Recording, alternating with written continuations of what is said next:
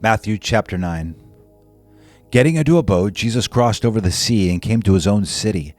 And they brought to him a paralytic lying on a bed. Seeing their faith, Jesus said to the paralytic, "Take courage, son, your sins are forgiven." And some of the scribes said to themselves, "This fellow blasphemes."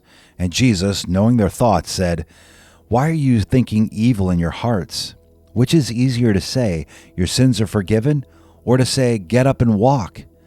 But so that you may know that the Son of Man has authority on earth to forgive sins." Then he said to the paralytic, "Get up, pick up your bed, and go home." And he got up and went home. But when the crowd saw this, they were awestruck and glorified God who had given such authority to men. As Jesus went on from there, he saw a man called Matthew sitting in the tax collector's booth. And he said to him, "Follow me." And he got up and followed him. Then it happened that as Jesus was reclining at the table in the house, behold, many tax collectors and sinners came and were dining with Jesus and his disciples.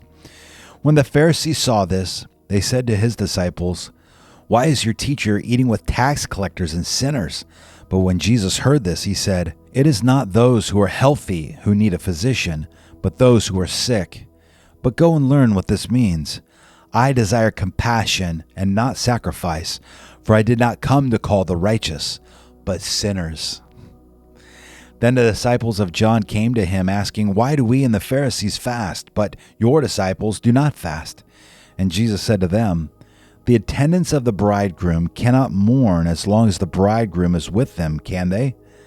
But the days will come when the bridegroom is taken away from them, and then they will fast. But no one puts a patch of unshrunk cloth on an old garment, for the patch pulls away from the garment, and a worse tear results. Nor do people put new wine into old wineskins. Otherwise, the wineskins burst, and the wine pours out, and the wineskins are ruined. But they put new wine into fresh wineskins, and both are preserved." While he was saying these things to them, a synagogue official came and bowed down before him and said, "My daughter has just died, but come and lay your hands on her, and she will live." Jesus got up and began to follow him, and so did his disciples. And a woman who had been suffering from a hemorrhage for 12 years came up behind him and touched the fringe of his cloak, for she was saying to herself, "If I only touch his garment, I will get well." But Jesus, turning and seeing her, said, "Daughter, take courage. Your faith has made you well." At once the woman was made well. When Jesus came into the official's house and saw the flute players and the crowd in noisy disorder, he said, "Leave, for the girl has not died, but is asleep." And they began laughing at him. But when the crowd had been sent out, he entered and took her by the hand, and the girl got up. This news spread throughout all that land. As Jesus went on from there, 2 blind men followed him, crying out, "Have mercy on us, Son of David."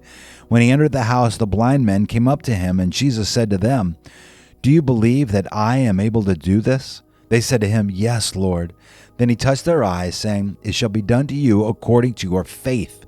And their eyes were opened, and Jesus sternly warned them, "See that no one knows about this." But they went out and spread the news about him throughout all that land.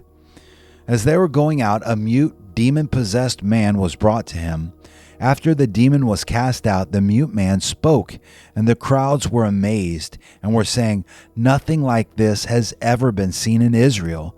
But the Pharisees were saying, "He casts out demons by the ruler of the demons." Jesus was going through all the cities and villages, teaching in their synagogues and proclaiming the gospel of the kingdom, and healing every kind of disease and every kind of sickness. Seeing the people, he felt compassion for them, because they were distressed and dispirited, like sheep without a shepherd. Then he said to his disciples, "The harvest is plentiful, but the workers are few. Therefore, beseech the Lord of the harvest to send out workers into his harvest." Matthew chapter 10. Jesus summoned his 12 disciples and gave them authority over unclean spirits to cast them out and to heal every kind of disease and every kind of sickness.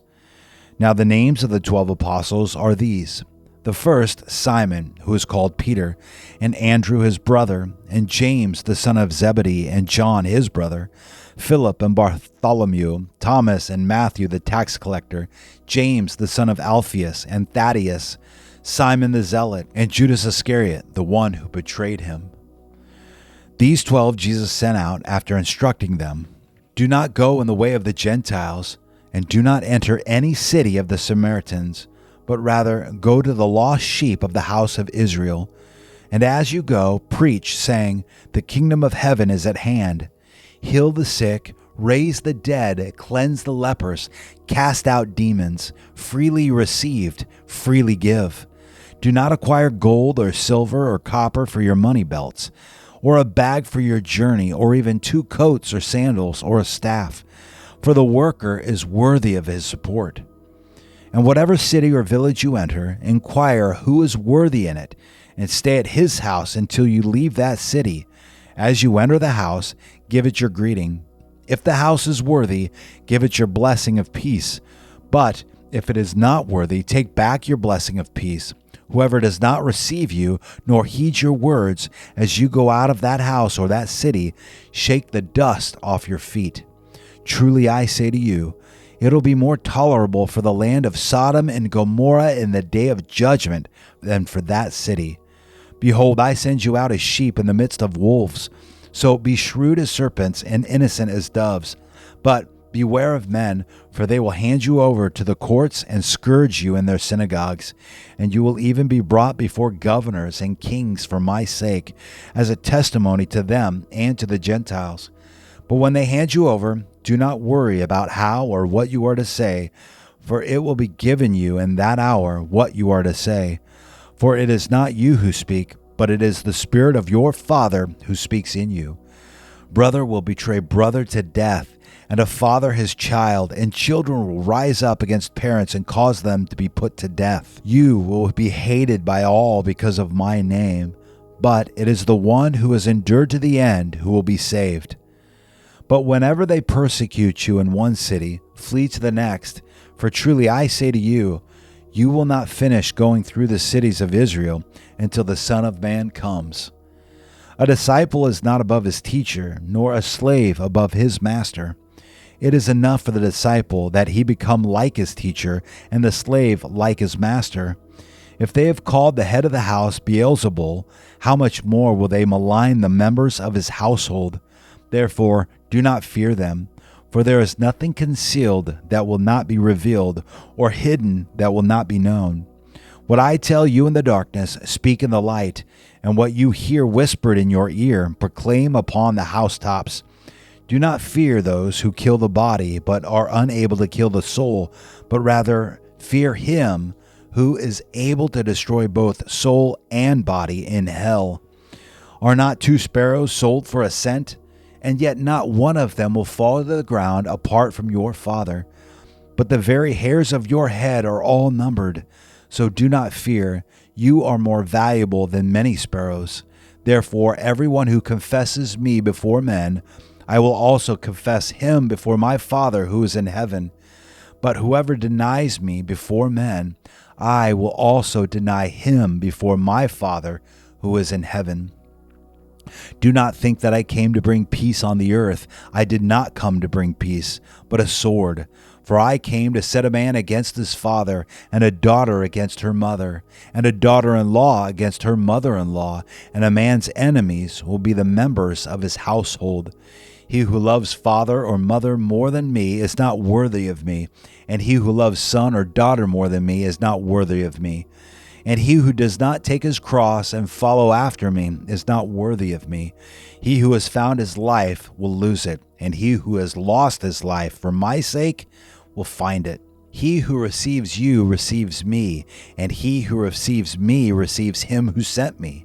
He who receives a prophet in the name of a prophet shall receive a prophet's reward, and he who receives a righteous man in the name of a righteous man shall receive a righteous man's reward. And whoever in the name of a disciple gives to one of these little ones even a cup of cold water to drink, truly I say to you, he shall not lose his reward.